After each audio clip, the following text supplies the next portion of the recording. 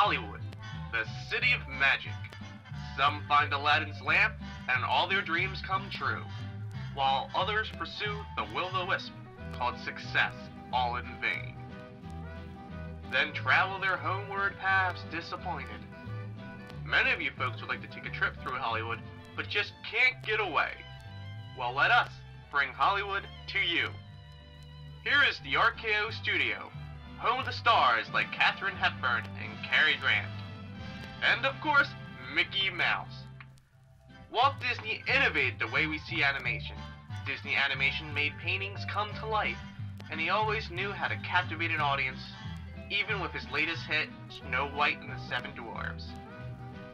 And now here is the Warner Brothers Studio, home of those notorious gangster films, with stars like Humphrey Bogart and Edward G. Robinson. We wander our way down to the Leon Schlesinger Animation Studio, where we see his cartoonists hard at work. Warner Brothers Animation did the opposite of what Disney did, going beyond the boundaries of what animation could do and returning it to what it was originally. And you can all thank animation director Tex Avery for that. Who's Tex Avery? Why should we thank Avery? Well, why don't we find out?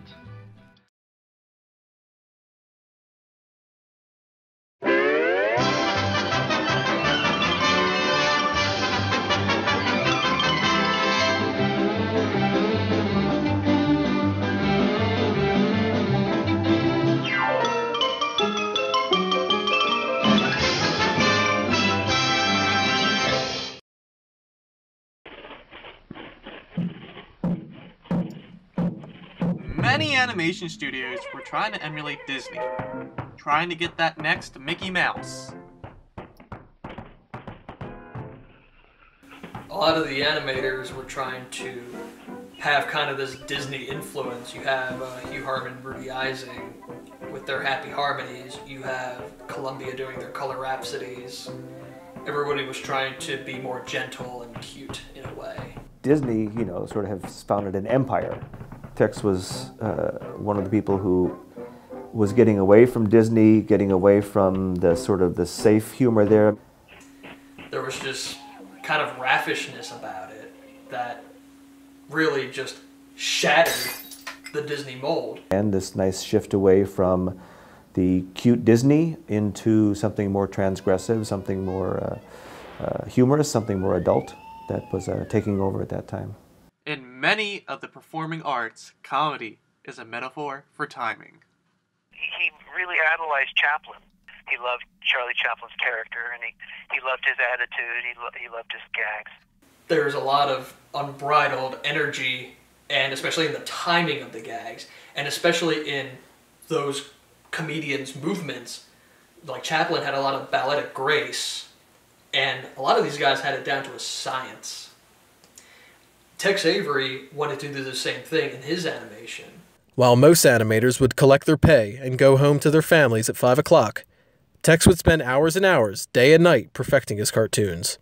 And the way he worked so hard, things would be animated, and to anybody that was looking at them, they'd probably be fine.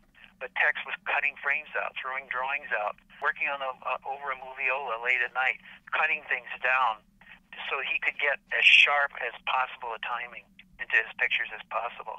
And it can be that single frame, that 1/24th of a second, that will transform something from being sort of funny to being really funny and really accenting the physicalness of that humor. He wanted to control his timing that way. It was here, at this dump, called Termite Terrace, where he met fellow animator Robert Clampett. They were discussing the old Felix the Cat cartoons, where Felix would take off his ears like a hat. He would tip it, and his tail would come off like a prehensile prop. And they were trying to bring back the impossibilities of animation. They thought that it kind of just waned when Disney felt that characters should breathe. They also had the ability to make films for themselves there to a certain extent. They just had to hand in cartoons on time, and they were able to come up with their concepts and go forward without a whole lot of suits looking down on them. Rather it was, is this funny or not? Can I push this? Is anybody going to care? They probably won't, so let's just get it out there and see what what could possibly happen. A genius is not just born. Rather, they are inspired.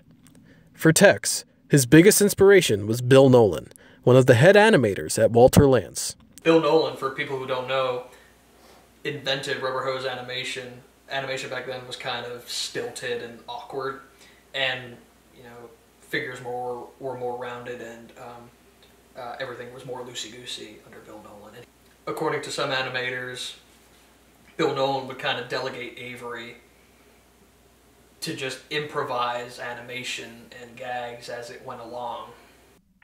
So in those days, Tex was fortunate in that things were so loose. If somebody had a funny idea, they just let him take it as far as possible, and they wouldn't cut it on him. So that's how he learned to animate. Tex, of course, had a very low opinion of his animation. He never liked it, and that's why he wanted to become a director as soon as he could. And Lantz let him direct a couple of pictures that Bill Nolan, of course, got the credit for. Tex Avery came to Warner Brothers. He wanted to be a director. He claimed he had some directing experience at Walter Lantz, but he kind of just talked his way into it. So Tex just came right in and basically filled that spot. And the first picture he made there was Gold Diggers of 49, which featured this little cat character named Beans. Beans the cat wasn't successful, but his co-star, Porky Pig, was. Avery saw possibilities in Porky Pig. He wanted Porky to be the star. Porky was the standout character at Warner Brothers Studios. And in 1937, Tex decided to pair that pig with a duck. There weren't any cartoon characters that acted this completely nutty or screwy as that duck had been. And Daffy was still the early version before he had been refined and was sort of the woo woo woo woo and the over-the-top crazy. There's a sequence where looks like he's got Daffy, shoots him, he's in the river, and he asks his dog Rin Tin Tin to come in and fetch him. And then you just see this black mound into the water, and it turns out to be Daffy, throws him onto the ground, and Porky just pulls out a script. That wasn't in the script. Don't let it worry you, Skipper. I'm just a crazy darn fool duck. He does this nice exit when you watch it. It's just like, wow. 1937 audiences must have been bursting with laughter at the time. Tex didn't want to go into animation at first. He had a love for comic strips. I think his original goal was to get in the newspaper cartoon business. He wanted to sell a comic strip. Tex came to Los Angeles around, I believe, New Year's Day, 1928, and he was about maybe 19, 20 at the time. And him and his friends were driving over there, and he kind of wanted to stay. He tried to get a newspaper cartoon into syndication, but it didn't work. Instead, Avery would be working at the docks, loading fruits and vegetables. And at night, he would be at the beach. It was there where he caught the attention of a man working for the Mint Studio. He gave Avery his first job, inking and painting cells for animation. Isn't that Tex Avery just too cute? In animation was working for Walter Lantz. I think he was started as a cell washer for Walter Lantz, probably in 29 or 30. And then he became an in-betweener there, and he started animating. On many occasions, Avery and his fellow animators would act out their gags to see if they were funny, and many of them were. Tex loved practical jokes.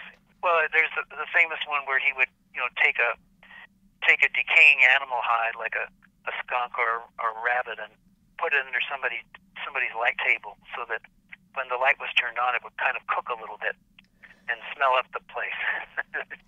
Tex enjoyed gags like that. However, sometimes the gags went too far, and an incident occurred and the laughter stopped, at least for a little while. And I seem to remember, like, they used to have spitball battles at Walterlands, and someone turned around and it wasn't a spitball, it was a paperclip.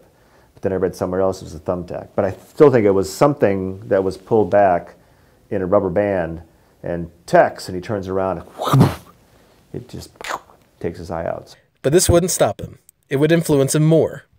Ironically, this gave him new vision for his work.